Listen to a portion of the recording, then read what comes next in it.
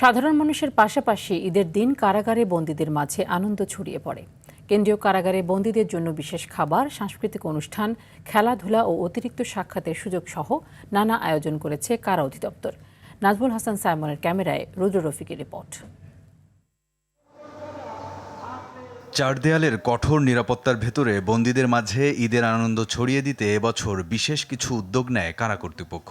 সকাল 8টায় ঈদের জামাত আদায়ের পর নাস্তায় দেওয়া হয় পায়েস আর মুড়ি। দুপুর আর রাতে পোলাও, গরু ও খাসির মাংস, মাছ, ডাল, আলুর দম, কোমল পানীয়, পান সুপারি ও মিষ্টি সহ বাহারি খাবারের আয়োজন।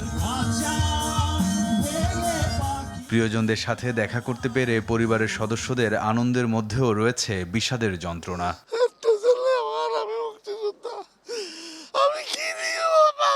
ঈদের 3 দিনের যে কোনো একদিন বন্দীরা পরিবারের দেওয়া খাবার গ্রহণের সুযোগ পাচ্ছেন।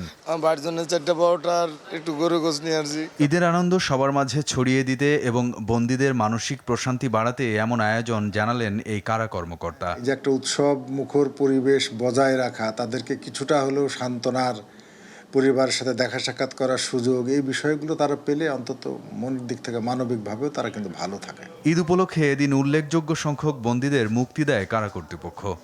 চার দেয়ালের মাঝে বন্দী হাজারো মানুষের মাঝে ঈদ এসেছে এক ভিন্ন অনুভূতি নিয়ে। পরিবার থেকে দূরে থাকলেও কারা কর্তৃপক্ষের বাড়তি আয়োজনে কিছুটা হলেও আনন্দ ভাগাভাগি করে নিতে পেরেছেন তারা। ত্যাগ ও সহমর্মিতার ছোঁয়ায় অপরাধীরা আলোর পথে ফিরে আসবে, সেই প্রত্যাশা সবার। রুদ্র রফিক, RTV, ঢাকা কেন্দ্রীয় কারাগার, কেরানীগঞ্জ।